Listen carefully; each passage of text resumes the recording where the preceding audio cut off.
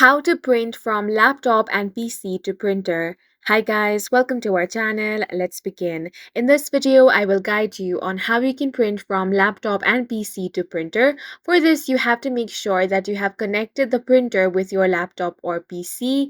You can head over to your settings in order to add your printer to your laptop or PC. Open up your settings and then click on the devices option. Now, from the left hand side panel, click on printers and scanners.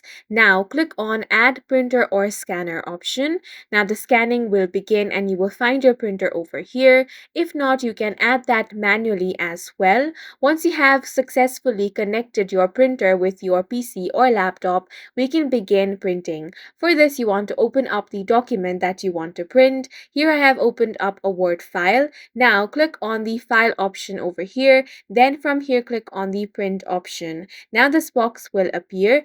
From the drop down, you want to select your printer. Then you want to select the number of copies you want. You also have the other settings over here that you can customize.